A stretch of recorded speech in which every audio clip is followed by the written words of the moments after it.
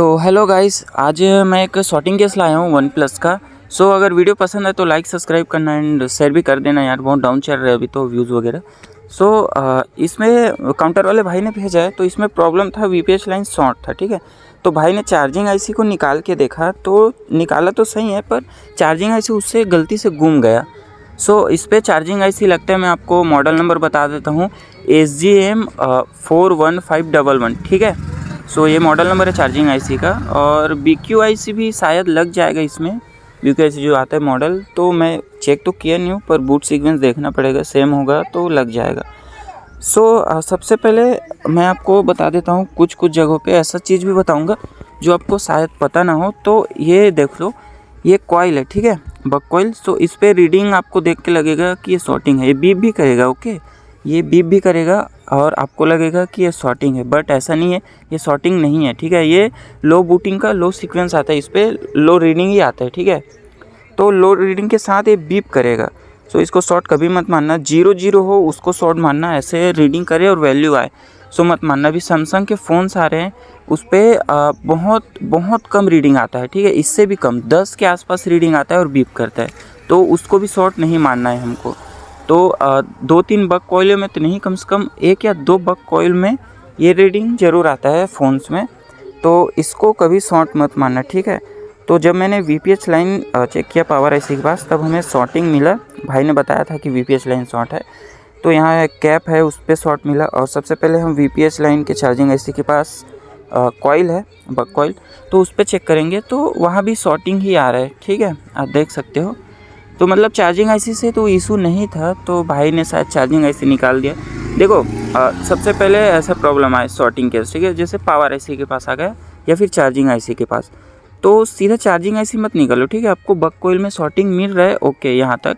तो सबसे पहले बक कॉइल निकालो और ये देखो कि बाहर की तरफ शॉर्टिंग आ रहा है या फिर अंदर की तरफ शॉर्टिंग आ रहा है, ठीक है।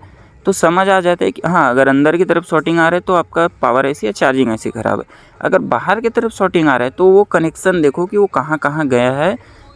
ये देख के फिर आप डायग्नोस करो, सीधा आईसी मत निकालो मेरे हिसाब से, ठीक। तो इतना आप सबको समझ आ गया होगा, आई होप।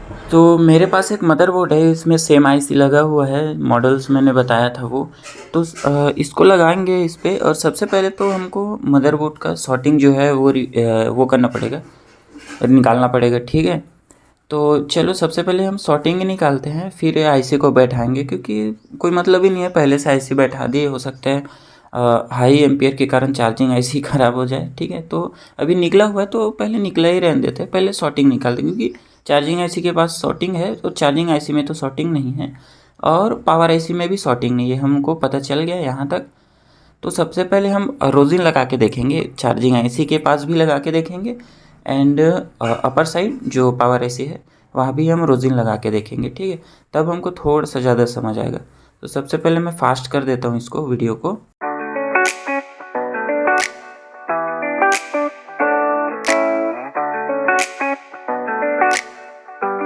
अब हम जो डीसी मशीन है उसको रखेंगे। देखो, मैं अपना डीसी मशीन का खुद को थोड़ा ज़्यादा नॉलेज होता है, ठीक है। मैं दूसरा डीसी मशीन चला रहा हूँ, हो सकता है आपको राट का चलाते होंगे, बहुत सारा मॉडल्स है, तो उस हिसाब से आप एम्पियर सेट कर लेना और वोल्टेज सेट कर लेना। उसी तरह सोल्डरिंग भी होता है, वो भी अपना अपना वो डिज़ाइन होता है, ठीक है, तो वो अपना अपना हाथ बैठा रहता है। तो मैं इस पर रखूँगा 5 एम्पियर, ठीक है, 3.7 वोल्ट एंड 5 एम्पियर रखूँगा। 5 एम्पियर इसलिए रखा हूँ क्योंकि भाई ने पहले से ही शॉर्टिंग निकालने का ट्राई किया है, यहाँ तक शॉर्ट किलर भी यूज़ किया है, तो उससे निकला नहीं है, मैं सही बता रहा हूँ। तो मैं 5 एम्पियर रखूँगा, थोड़ा हेवी, इससे आईसी वाईसी ख़राब नहीं होगा, टेंशन मत लो। तो सबसे पहले चलो देखते हैं, शॉर्टिंग निकालने का ट्राई करते हैं, इस पर टच करके देखेंगे। यहाँ पे नहीं, कहीं भी मेल्ट नहीं हो रहा है, आप देख सकते हो। यहाँ भी पावर आईसी के पास तो हुआ नहीं, पाछे देखते हैं थोड़ा सा, तो यहाँ भी मेल्ट नहीं हुआ। हीट मुझे लग रहा है यहाँ पे हो रहा है थोड़ा सा हीट, बट मेल्ट कहीं पे भी नहीं हो रहा है। एक बार और लगा के देखते हैं, चलिए, थोड़ा ज़्यादा समझ आएगा हमको फिर से।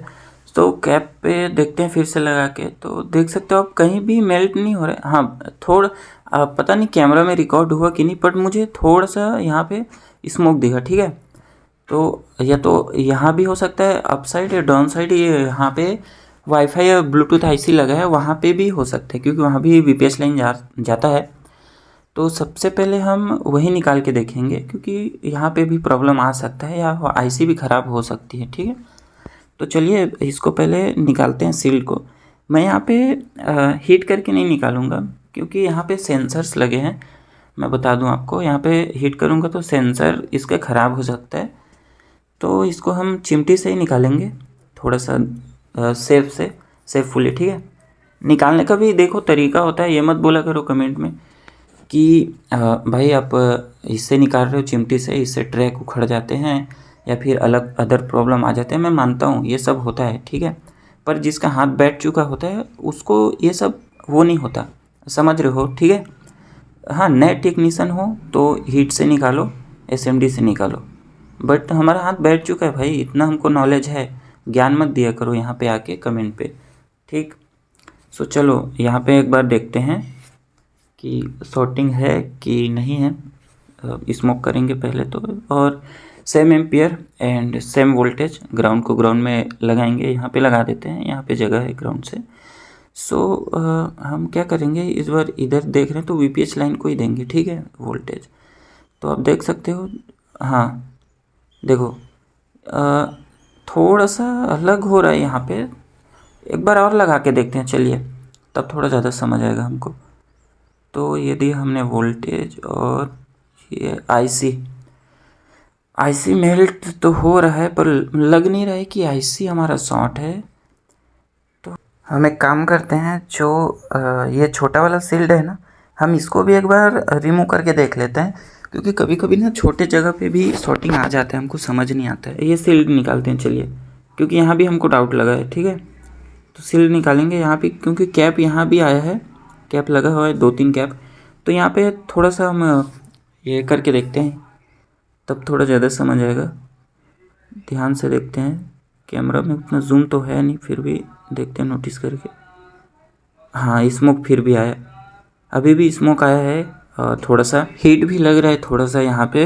तो एक काम करेंगे, यहाँ भी और वहाँ भी ये रोजिन करके देखते हैं। ठीक है, यहाँ पे करते हैं पहले रोजिन करके, फिर वहाँ पे लगा के देखेंगे क्या होता है, देखते हैं। मैं थोड़ा वीडियो फास्ट कर दिया। सो चलिए यहाँ पे देखते हैं, पहले वहीं वीपीएच लाइन कैप पे लगा के देखेंगे। देख लो, आपको दिखा?